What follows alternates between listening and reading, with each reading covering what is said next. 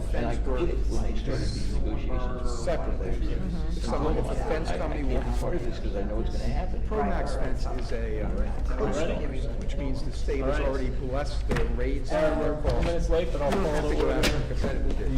the regular meeting of Rose Valley Borough Council for May of 2025.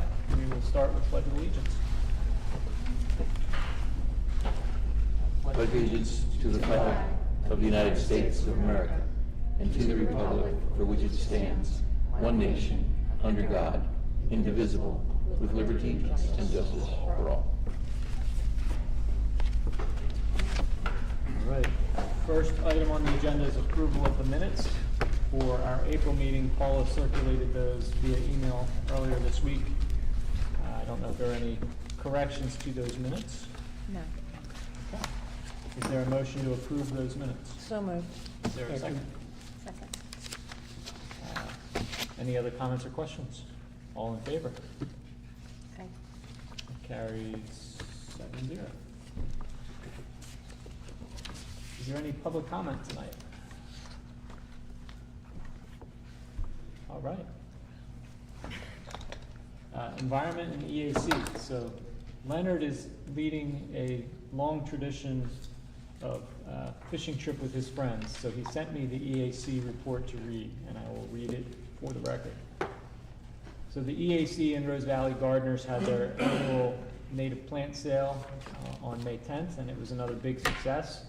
Somewhere around 1,400 native plants were sold, and total revenue was around $7,500, with the tally still climbing. Marge Fern and many other volunteers, including from the EAC and the Gardeners Club, organized and staffed the plant sale, and it has become more and more of an event in recent years. Many people make special trips to the borough to buy native plants and learn more about them, and more revenue has been coming in each year now for the 4th year in a row. A regular feature of the plant sale is a tour of Salt Preserve, led by Roger Latham, founder of the Rose Valley EAC and its longtime chair, who's also a former biology professor at Swarthmore College, and in Leonard's words, a walking Wikipedia of all plants and trees in our borough. Roger led 2 tours this year, and Leonard has attended many of these tours and every time learns new things. This year he learned that our linden trees in the Saul were planted long ago by Maurice Saul and are also known as buttonwood trees because the wood was used to make buttons. Roger educated all who took the tour about our invasive plants that are diminishing and our native plants that are rebounding in Salt Preserve. On May 10th, same day, Jim Audley led a stewardship work day in Salt Preserve. Among many other things, fallen tree debris was cleared, many native trees were planted and then caged to protect against deer, and a picnic table overlooking Ridley Creek was created using 6 thick slices from a large and recently fallen ash tree. The table was made from stacking a couple of slices, and then the 4 remaining slices were used for seats. The collective judgment of the work crew was that this repurposing was an improvement over leaving the scattered slices along the side of the trail with the fallen tree. Jim had a checklist of 32 items to get done in the preserve, and while not all could be completed, the organizational and logistical expertise that Jim brought continues to be a great gift to our borough. There's a second stewardship workday now scheduled for this coming Sunday, the 18th, in Chadwick Preserve. All volunteers are welcome, and details are on the upcoming events section of the borough website. Also, a shout out and expression of appreciation for Tony Orr and his prompt and excellent help as webmaster in getting information onto the borough website. The EAC adopted at its April meeting the council's excellent tradition of inviting public comment at the outset, and the primary discussion raised during that public comment involved the upcoming work by PICO in Rose Valley to replace the existing transmission poles and to remove or prune certain trees in the right-of-way. PICO has announced that it will make replacement trees available after the work has been done, and an announcement with details and environmental recommendations for homeowners will be provided by the EAC in an upcoming email blast. Work also continues at the EAC with respect to winter salt awareness, MS4 compliance, and an ongoing citizen science leaf pack project to assess the health of Ridley Creek by measuring types and numbers of invertebrates. Katie Rubin's been instrumental in leading all three of these areas. And lastly, Leonard expresses on behalf of the EAC and our borough the great appreciation for the recent $1,000 contribution from the Ronald and Audrey Winklevoss Charitable Fund, a gift that follows previous annual gifts from them for years. The Winklevoss family has always requested that their gifts be used for environmental progress, and the EAC is consulting with them on ideas that Leonard will share with council in due course. And also then ask council for its approval for that proposal. So that's Leonard's EAC report. Are there any questions on that? No. Okay, that takes us to highways, insurance, and technology. Tony? So I don't seem to have anything in the packet tonight. I can tell you that the live stream is getting used. I think last month has had 40-some views as of earlier today, and the month before was 100-some views. So people are finding it. That's great. That's great. That's all I got. So it's not on the agenda for anything to vote on, but just something for people to start thinking about, which is we have a 1-year contract for recycling only. If there's any interest in considering whether to do a combined contract for trash and recycling, we'll need more lead time than we usually do to develop that RFP. So just something to start thinking about, whether that's something that's of interest to you and our constituents in the borough, and we can put it on an agenda for discussion and vote in the coming months. What month would we need to be, you think, ready to? So if we're doing recycling only, we do it in the fall. We don't have to. We could do it now, but we've historically done that in October, November, with a contract that then starts in January. I think if we want to consider doing a combined recycling and trash contract, I think we would bid both. We'd bid it as option 1, recycling only, option 2, trash and recycling. And I think we'd want to put together the RFP for that in the next couple of months. Is our current contract end in December? And it's a 1-year contract, so Okay. we'll need a new one in place for January of Right, okay. 2026. So your time's okay, but not long. Not long. Okay. Okay. That takes us to library, Catherine? Yes, only a couple of things. We participated for the second year running in the Delco Gives Day for May 8th and 9th, and Helen Kate Furness Library placed number 6th overall. We also won a separate prize for the highest amount of separate different donors on the morning of the 9th. And without that separate prize, which was worth $500, our tally was $49,536. So very significant fundraising from Delco Gives, and there were a lot of man hours that went into getting that together, and Leah, the director, of course, was the one who spearheaded it. Under the fundraising committee, the board is now considering hiring a part-time person to manage some of the fundraising events at Helen Kate. There have been a significant number of events that they have either let go or struck from not having attendance, and they have it down to about 7 or 8 fundraising projects. The next one will be the summer auction, which is online. You can find it on the Helen Kate website. It runs from June 8th to the 15th. But all of the events that they do a summer auction, they do a fall auction, we do food truck events. They do require website adjustments and additions, marketing, mailing, social media, asking for donations, creating gift baskets, and there's just a lot of man hours. So they're looking for someone who might be interested in putting in no more than 20 or 25 hours per month, just to help coordinate fundraising projects. So if you know of anyone, that would be great. And secondarily, they also have a couple of open shifts for front desk volunteers right now. When you sign on to become a front desk volunteer at the library, they do ask for a 6-month commitment, and it's about 2.5 hours a week. And if you're interested, you can reach out to Leah, she's the director. And then under buildings and grounds, the front automatic door was malfunctioning, and we discovered that the hinges are not, there's too much pressure on the hinges, they're too small, they don't support the entire weight of the door, so they are looking at getting a full-length hinge which would hold the door, and that way it would not malfunction. They've had it fixed like 3 or 4 times in the last month.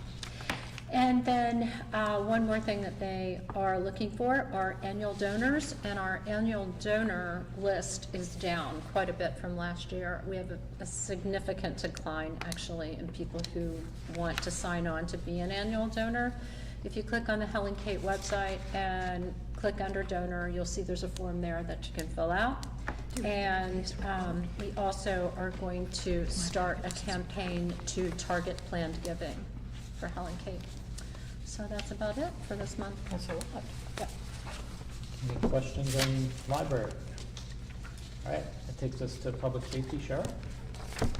Okay, there were 3 reported fire events. One was an automatic alarm. The other 2 are noted to be brush. So brush fires presumably, for which the fire department was called. I don't see the police report in the packet, but it can be distributed afterwards. Yeah, we didn't get one this month, so we don't know who the news community. Oh, I'm sorry, Paula, they may have sent it only to me. Oh, maybe they did. Oh, maybe they did. There were But there were 5 you have- events. You could, if you tell, you could just say it. And do you have it? No, I don't have it, so I think if I can circle back at the end, I'll read it off my phone if we need it in the record. But I had asked last month when we got our new liaison to please write to both me and the borough so that everybody would be included, and I didn't catch that it didn't happen. But I looked at it, there were 5 events. One was an identity theft. The other was a call for information. There were 2 other transferred calls to another department that had been called in, but in fact were not there under their purview. And there's one that I can't recall. It was nothing remarkable. I'll make sure that that gets into the record somehow. For the traffic. So the traffic there's been a lot of activity, but no resolution on the traffic camera. Here's where we are. Our one existing device they're not cameras, they're devices, sensors.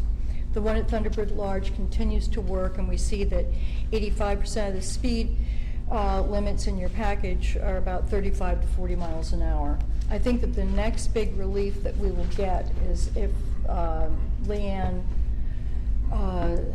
We did. That's the next item on the agenda. oh, They approved. yes.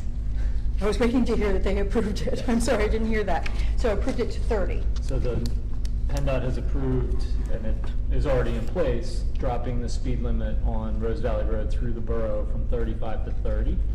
We've ordered the new signs, and they'll be going up soon. as soon as we Okay, get I saw it signs, on the they'll go. agenda, but I thought we would be talking about it, but it's great to know it's approved. It's approved. So we hope to see some movement. If everybody goes 5 miles over the speed limit, and they do, maybe that just shifts everybody a little closer. It also makes enforcement easier. Yes. So on the subject of the broken sensor, I did a fair amount of troubleshooting on it this month. It's a little hard to troubleshoot the camera. They won't send service. In the past, I hear that we would take down the device and send it back and get another one. Today, with the help of Peter Howell, who lent me his Android phone, because it will not work on an Apple phone, I only have Microsoft desktops. Anyway, we were able to verify that it is storing data, it's sensing data, and that it's the communication by Bluetooth to a device. We were able to download data, is all functional. So then the technician put me through to someone at the main office, and they say it's a problem with our maintenance contract. So that's why it's not going through. We could have known this ages ago instead of having all of these hardware troubleshooting. So now I've gotten a quote today, which I shared with Paula, for the maintenance contract, and it's just quoted at $1,500 per year per device. $3,000 a year, and that seems like an awful lot of money. We own the devices, and I think in the past, what I've asked Paula for, because a lot of this happened right before I came to the meeting, is to find out what's in this service contract. If it's covering hardware maintenance and service, you know, we end up doing all the work ourselves. So what I'd like to do is take a look at how much the device cost, what we've paid in the past, and what's the least expensive way we could simply get data out of that, including whether it may be downloaded with a phone and put into, you know, Excel or something. But I think that we're going to need to have some ability to log into the All Traffic Solutions website, and I'm going to see how inexpensive that could be, because that's not worth $275 a month. Agreed. With all the issues we've had with them, I'm also not opposed to getting replacement ones if we need to evaluate whether to just get new signs, you know, different, more user-friendly brand. Okay. I also wouldn't mind the ones that, you know, say your speed and then say too fast or slow down, not just flashing at you. Yeah, there isn't room on the display, but there is that option in the software to change the sign. Yeah. I just didn't have any, you know, it would be like one letter at a time, or two Right. digits. Okay, so I'll take a look at that and see if I can find competing alternatives. But one of the signs works. They both, well, Periodically. the one at No, We it always have works one all the working. time. Yeah. the one that always works is at Thunderbird Lodge, and that's the southbound one. And so, and that works and reports, and we get reports out of it. The other one is functional in that it Yes, displays we the have a seat. maintenance contract. We do not. We don't, but one works without a maintenance contract. Why does Right, the other well one work without a maintenance? now I bet they're gonna turn that one, I think we were just like, under the radar, excuse the pun. But now they know that, oh, we looked and see that you don't have a maintenance contract, so now, I'm not sure if Thunderbird's gonna it'll still flash and show the speed, but I don't know that we'll be able to get any, data from it. We'll see. Now they're aware of it. We poked the bear. Right, because this came up a number of years ago, and we said, we're not getting a maintenance contract, just send us the data. And they did for both of them for years. That's what I'm gonna ask them to do. Yeah. Okay. Okay. The last thing was the SEPTA letter. I don't have the background on what SEPTA was proposing. I've read in the paper a number of cuts to service, but I don't know specifically what the cuts were proposed on our line. But this letter, which I guess is sent to you, Matt, or has come to you Paula, actually. to Paula. It came through our Council of Governments group Okay. that we belong to, and I think it's really just a support letter. Right, is it letter of support, I guess, authored by Swarthmore? Right. From my Bill reading. Webb. Yeah, Bill Webb. saying, and they want to say that, you know, all 49 municipalities have agreed, you know, asked the state to support SEPTA because it's important. I certainly think it's very important, and I would wholeheartedly endorse signing it. So, Does she need to make a motion for you to sign? Well, does anybody I have any move. qualms No with qualms. me signing it on behalf of the borough? Or it having my name on behalf of the borough? Your name supporting SEPTA in terms of what it says in the letter? My name on behalf of Rose Valley Borough as a co-signer of this letter to Okay. Lieutenant Governor Davis. If no one opposes, as president, you can just do that. Yep. You don't need a motion. Okay. All right, that's that. All right. That takes us to planning. Shannon? We have so many agenda items. Yeah. Okay, so everybody received the fence ordinance from Matt, earlier. This is the revised document based on our conversation at the last council meeting. And before us is the opportunity to vote on publishing the ordinance. So that's what we're doing tonight, is taking any comments, and hopefully, if everybody is comfortable with where we got after the last round of edits, to make a motion to publish the ordinance for comment, and then see what happens. You need to advertise it. Advertise, well, Right, yeah, advertise, right. sorry.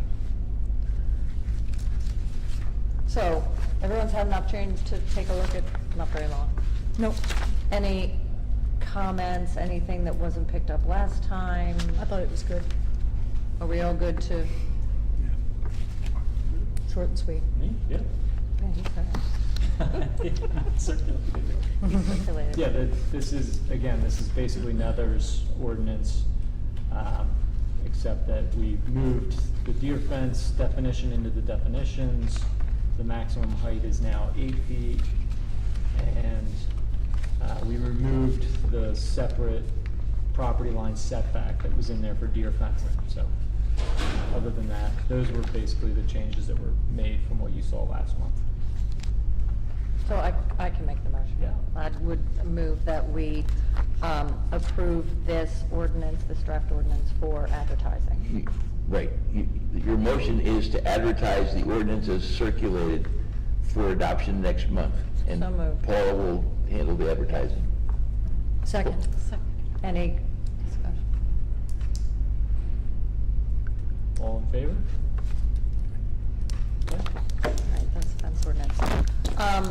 Quick update on the walking path. Matt Hoopman posted the bidding documents on Penn Bid. The bids are due on the 4th. This morning, there was a pre-bid meeting. 8 contractors attended the meeting. We can vote to award the contract in June. So that's kind of where we are in the walking path. PICO, separately, PICO is working on upgrading distribution lines from 4,000 volts to 13,200 by installing the taller poles. Expected to be largely complete by the end of June. Directional drilling will be used to install underground power lines on White Pine, Roylandcroft, and in Traymore. So that's where we are in the pathway project. And I'll just mention, we're bidding it out 2 different ways. One, on Penn Bid, we asked general contractors to bid the whole project, pathway and the fencing.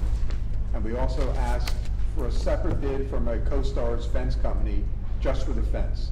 And if we like that bid, then we won't pay the 10 or 15% extra that the general contractor would add on to the fencing. We just have to see how the numbers come in. I was glad to see all the PICO work, just as a comment, because it continues at Possum Hollow. And the number of trees that they have marked to take down will be a benefit to the borough. These trees are dead or dying, and they're right by power lines. They think it's dangerous, and they're taking them down on their nickel, right? So, yeah, this is just, I think, good for us that it's happening. So last week, we had a planning commission meeting where we discussed 2 subdivision plans. We discussed providing comments on a proposed cellular facility on Thunderbird Lodge property, and we spoke with the school in Rose Valley.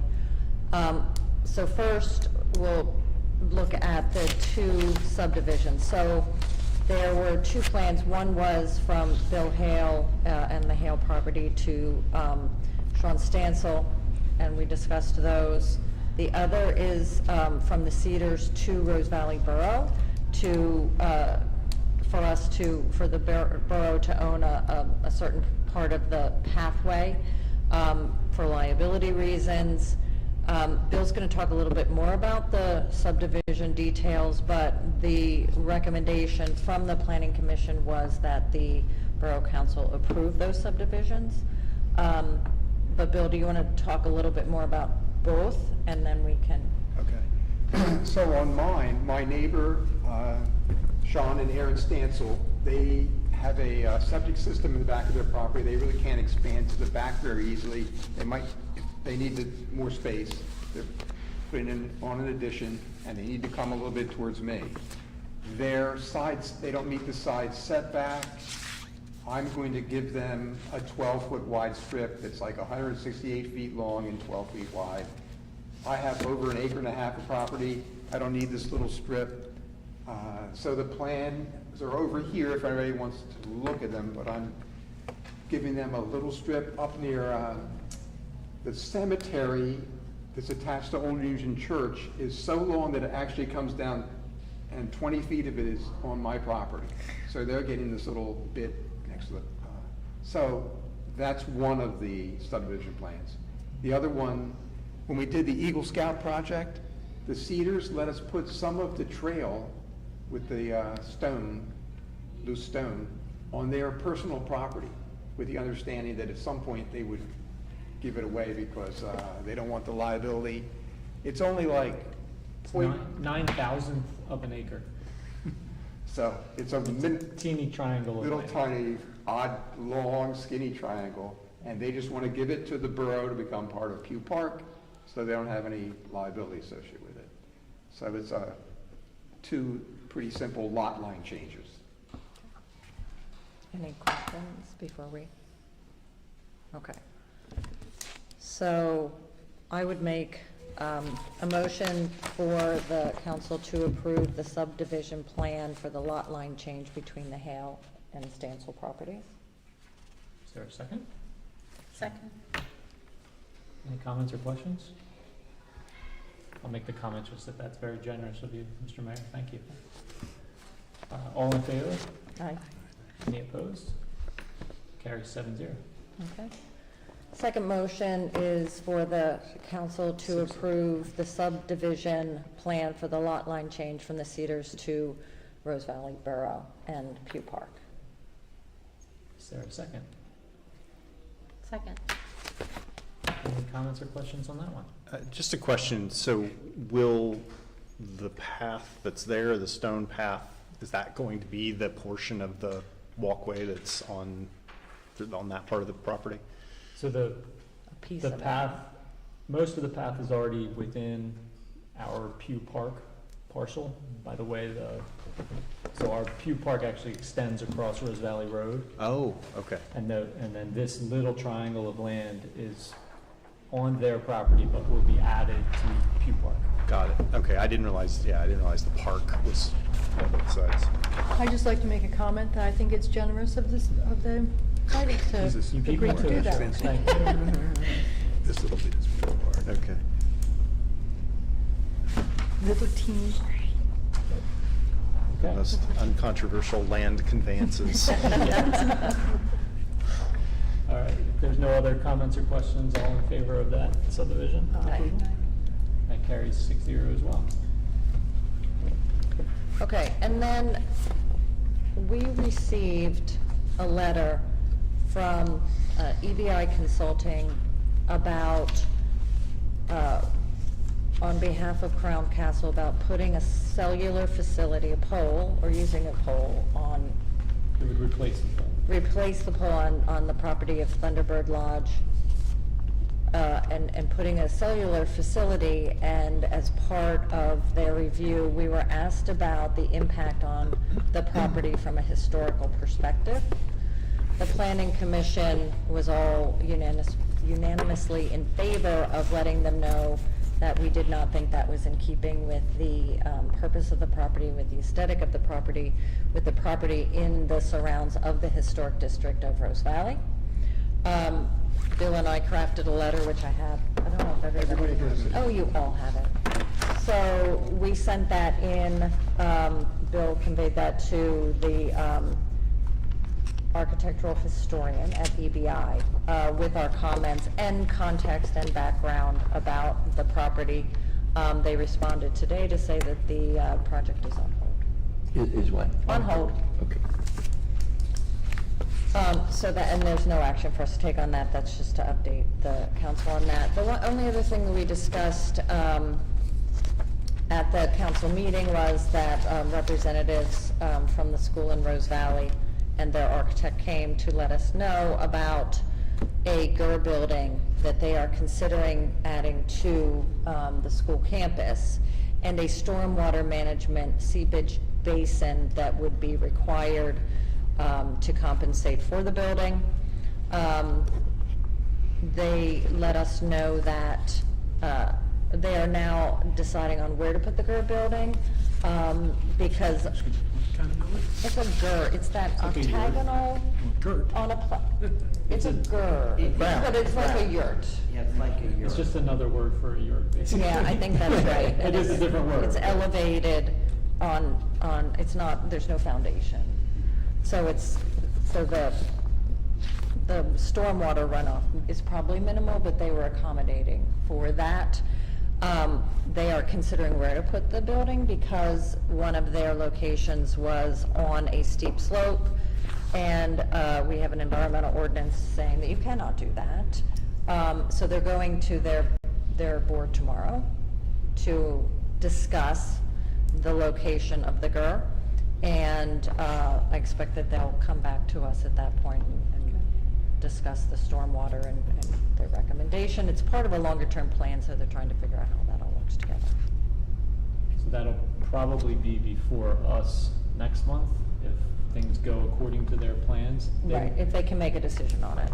They had submitted plans, but then decided that that might not be where they want the GUR building, and so they're gonna decide and come back to the planning commission. There is already one on the campus, There's though. one This will be a there. second. And this will be connected to it, and they just don't know which side of the Okay. existing one to put it on. Yeah.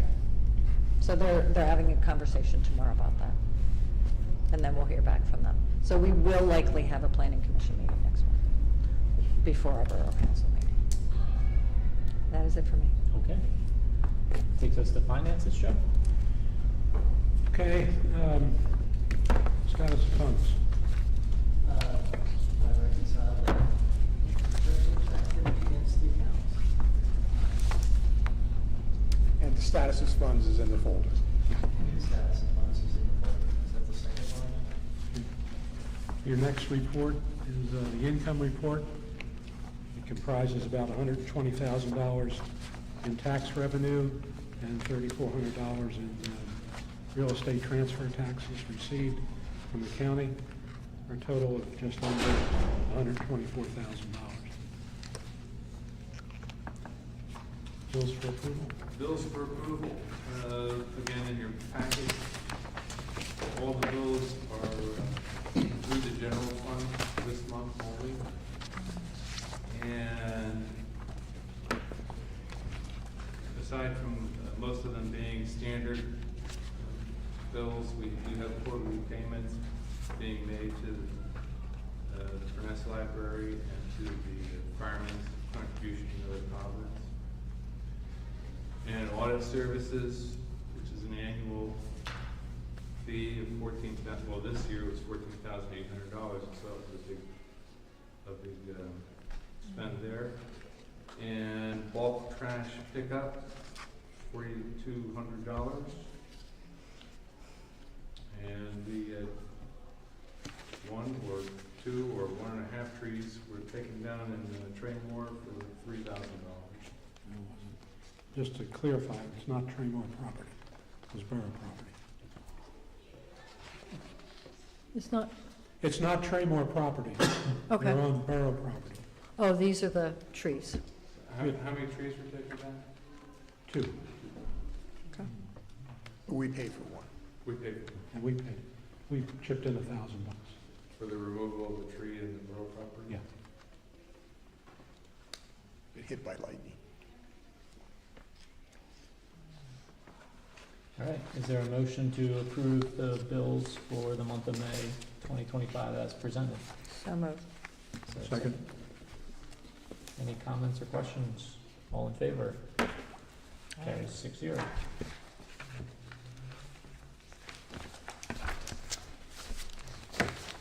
With the Comcast franchise? Yeah, do you want to give the, Sure, the borough has 2 contracts, one with Verizon and one with Comcast. We can have as many as we want for any cable company that wants to come in and sell their cable rights to the various homeowners. We've had an existing contract with Comcast. That contract expires. We've been in discussions with them, a woman named Jessica Sibley, who's their senior vice president. We've worked out basically just an extension of the same contract down the road. They send us money. Do we get the money quarterly, Paula? Yes, quarterly. So we get paid quarterly by them. We get a piece of the action, as they say, depending on how many subscribers they have and what the prices are. We get a free cable drop at the borough office. I tried to see if we could get an additional free cable drop at the school in Rose Valley, since I think it would be important for them to be part of this, but Comcast said they simply can't do that because we're one of the few municipalities that only has one school in the whole place, and they said it would just be too expensive for them. If they do it for us, they have to do it for everybody, because everybody has what they call the most favored nation clause in their contracts. Even though we're not a nation, basically it says if you gave something to somebody else, you got to give one to us. And so they said if we give you one, we're going to have to give out hundreds of them. And I gave it my best shot. We tried, Paula and I talked about it. We worked on it. They just said if it was just you, we could do it. If it was all the rest of the people, we can't. So what's up for tonight would be we need a motion to approve the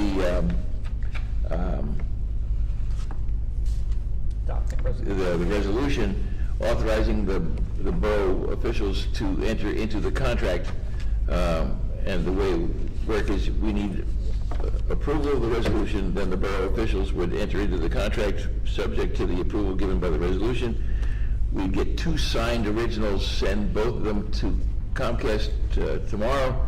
They will send back 1 fully signed original. The contract will be in place. So there really isn't a lot to negotiate. I had hopes for the school, but because they pay a lot of money for their cable drop because of what they do. So Paula checked into it, and they pay over $1,000 a month. So we tried. So that's where we are. So we need a motion to. What resolution number would this be, Paul? 4. This is 4 of 2025. So this is sort of a silly hyper-technical question for you, but the resolution takes effect 30 days after approved by the mayor. Yeah, I know, but it has to say that, so it does. But nonetheless, once the resolution's approved and we send the contract in, by the time we get it back, our 30 days will We be can up. sign it right Yeah, away. right, Okay. right. All right, so is there a motion to adopt resolution number 4, authorizing the execution of a cable franchise agreement between the borough and Comcast of Southeast Pennsylvania? So moved. Second. Been moved and seconded. Any comments or questions? This is a 10-year franchise agreement. The existing one with Verizon is still in place, so we'll have to do this with Verizon whenever that one runs its term. All right, all in favor? Carries 6-0 as well. Thank you. Managers report. No report. Mr. Mayor, do you have a report? Well, I have an interesting fact. And Paula, correct me if I'm wrong, but I think a house in Rose Valley on Brookview Road at the end, at the Circle, sold for over $2 million. Yes, it did, shockingly. It was so shocking, I had to keep looking at it and making sure I was seeing it right. And the equally nice thing is that you don't see it this month, but in next month's income report, there were 3 houses that sold in the month of April that we got transfer tax for, and it totaled $19,000. It's one of those days that makes me very happy. Where is this house, at the end of Brookview? Brookview? Yeah, it's actually, well, I don't know how many of you remember him, but one of our council people, Michael Justbina, lived in that house. Oh. And Michael Justbina, it's a pretty standard Todd Morton house, but a lovely Todd Morton house, but Michael Justbina was a real avid tennis player, so it has tennis courts and a swimming pool in his yard, which it makes the house even sort of more blitzed up, you know, than regular houses. And obviously, someone came along who really, really, really loved it and paid $2.2 million. Is $2 million a first? I'm not, well, you gotta remember, Saul Estate. yeah, the Shepherds up on top of the hill. Right. Yeah, because I think they paid 2 million or close to 2 million. And then usually the other really big house, or the house that brings a lot of money, is Todd Morton Hall. Todd Morton Hall, now it's been years, but Todd Morton Hall was the first house in Rose Valley to bring $1 million. And that was a while ago, but since, I think the house has sold one time Nice piece of after place. that, and it was more than $1 million. So Todd Morton Hall and Saul Estate, and now this house are the top sellers. Wow. Traymore's over 900,000 now for most of the houses. Yeah, it's really interesting. And so my second little item is, Matt sent me a link to go to attend these meetings over in Morton about ambulance service. And a little background is Crozier Chester Hospital used to provide paramedics for advanced life support ambulances. If something's really seriously wrong with you, life-threatening, you want to have somebody who's a paramedic or paramedics that ride with the ambulance that have thousands of hours of training. They know how to treat strokes and heart attacks and things. If you just break your wrist or, you know, a minor thing, you get basic life support. And a lot of the ambulances around here are just basic life support. Media is ALS, staffed with paramedics from Riddle. But now there are no more ALS or paramedics coming from Chester. It's just closed. Their ambulance service is down. They used to send chase cars, which have the paramedics that meet the BLS, the basic life support ambulance, and none of that is happening. So it's a real issue, and we're having meetings. Max Cooper was there. He's an ER doc, and he actually got laid off from Crozier Chester. He's going to get picked up by Jefferson. At the moment, he's unemployed because they laid off all their staff and doctors. But the problem is, who's going to pay for all this? Who's going to pay to have a paramedic arrive when you have a heart attack, or an ALS ambulance arrive? And that is what these discussions are about. So if you call 911 right now, you're going to get dispatched an ambulance. You don't know where it's going to come from. They'll just dispatch. Whatever I can. And if we entered into some kind of agreement, let's say with Swarthmore Fire Company, for them to acquire ALS, there's no guarantee that they'll be the ones who respond to us. And right now, Rose Valley Borough kind of gets its ambulance service kind of in association with the fire companies. South Media, we got Media Ambulance. Where Garden City responds, we used to get Parkside, but now Parkside's closed down. And then on the other side of the creek, that's Middletown Fire Company, and we get their people, they like to use ambulance, like Brookhaven. So it's a very patchwork system, and it's a real problem now that who is going to pay for ALS responses? So that's why I'm going to the meetings with, and I'm just giving the heads up, it's possible we might have to, and all the little municipalities might have to fork up additional money in order for there to be somebody that'll come when you have a heart attack that knows what to do. So, And I'll just add, I'd gone to a couple of the meetings. I couldn't make the one this month, and so I asked the mayor if he'd like to go. What's compounding this issue is that not only does Crozier no longer provide ambulance service, but Crozier used to be the local trauma center. Riddle doesn't have, if you get shot, God forbid, no, you're not going to get taken to Riddle. They don't have trauma teams that can handle that. So all the That way- used to all be at Crozier. So where is the closest Gone. pen? So now they're taking you either to Philly, or they're taking you to Christiana in Delaware, which is compounding, how fast you're gonna get the help you need, but it's also compounding the ambulance problem, because now those ambulances aren't just driving to Crozier and back, they're driving all the way to, Lankenau or somewhere else in Philly, or they're driving to Christiana. And not it's- available for another It's not a 20-minute person. round trip, it's now a 2-hour round trip. So this is really, it's a mess, and everybody's trying to figure it out. And you've seen some local municipalities, like Ridley just signed a $250,000 contract for Horsham or Narberth, somebody to provide ambulance coverage, and it's $250,000 for the next 3 or 4 months. It's insane. And there's a 90-day program, I don't know who paid for it, but for 90 days, we're kind of covered. I think the county's covering it. But starting August 2nd, that program ends. And When you say county's covering, what's the it that they're covering? they're covering providing ALS or service. ALS, not BLS. ALS, right, Okay. advanced life support until August 2nd, and after that, Up for grabs. up for grabs. So discussions. Who's on the horizon, though? Who's gonna come in? Well, certain municipalities are thinking about, like Nether Providence and Swarthmore and Morton and Rutledge, are thinking about teaming together and making Swarthmore, upgrading it from BLS to advanced life support.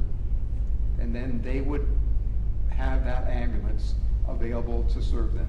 But that would cost money. It means getting a paramedic on the ambulance instead of an EMT.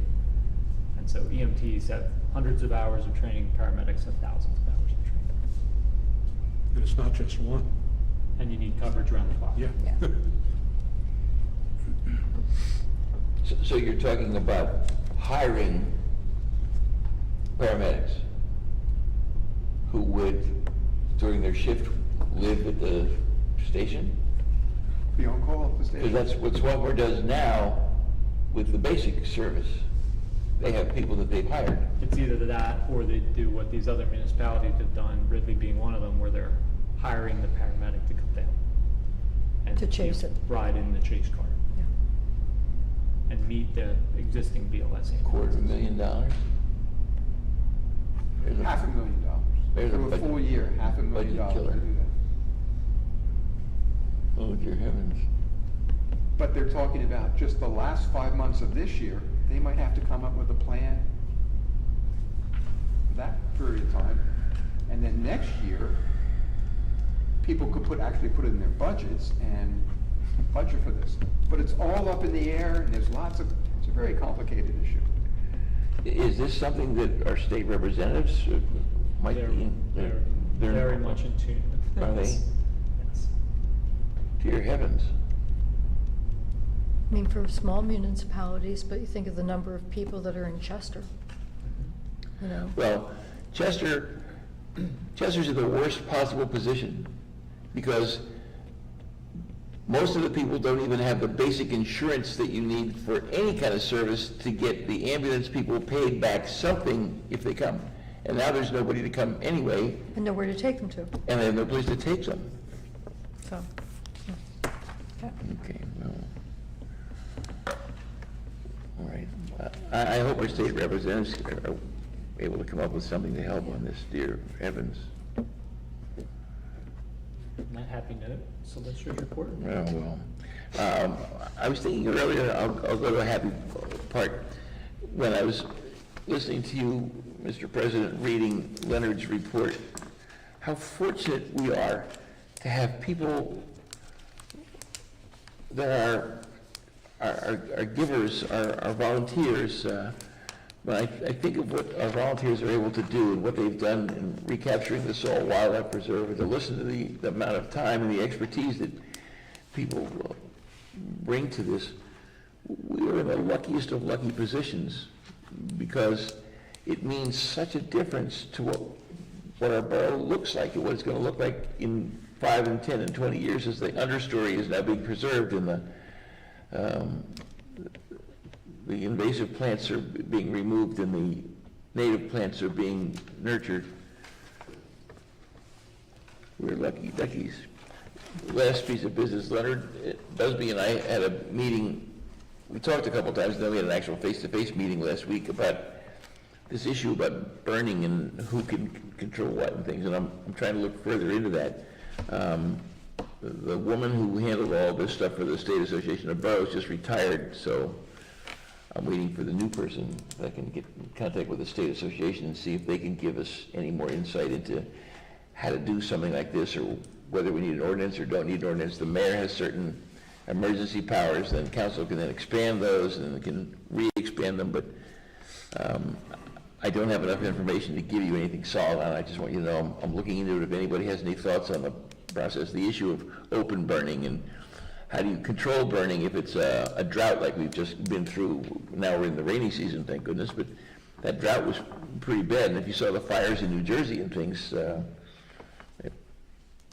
I'm looking at it the best I can tell you. I don't have any results. I had one question, please. We talked about whether our fire marshal had the authority to do this. And Do we know? that's a great question. I don't want to give you an answer now because I've got mixed answers from Okay. different Because sources. then somebody would have the authority, and if they had the knowledge to contact us when there was a The county-wide. state fire marshal can. I don't know if county fire marshals can. I've got mixed answers on that. Okay. I don't know if a local fire marshal can without additional support, perhaps in the form of an ordinance or a resolution by the borough. So those are up in the air at the moment. That's what I'm looking into. Okay. Thank you. A quick, easy question there. Why do people burn anyway? It just seems inherently problematic. People like to have a little fire in the backyard and have some wine and cheese and crackers. And, But isn't also to burn like Yeah, yard that's- waste? yeah, sticks and Well, twigs. it's not, and- yard waste and leaves are forbidden, I think, in our current ordinance. It is just But sticks. sticks, Sticks. like if you take down a bunch of limbs, you have a big stick pile, I guess you have a bonfire. Cheese and crackers, apparently. I'm not a fan, but I'm saying. Well, it came up recently because there were some larger than usual fires that brought fire companies in, and then questions got raised. So that's how it's become recent, so, We've had problems with unattended fires. yes, that's, so. You know, people leave it and they're just like, I'll be back. There are people who have strong feelings both ways from what I'm learning, but I don't have a feeling one way or the other. I'm just trying to get a definite answer so I can advise council correctly as to what, if anything, council can consider doing, and then they have to decide if that's what they want to do. I'm not going to tell anybody that you should or should not do something. My job is to get you the information, and then you decide. I'm especially interested in what happens under drought conditions. How do we know there's a drought condition? How do we inform people? You know, if I it's wish I knew the generally- answers to those right now. Yeah. The more you dig, the more you find.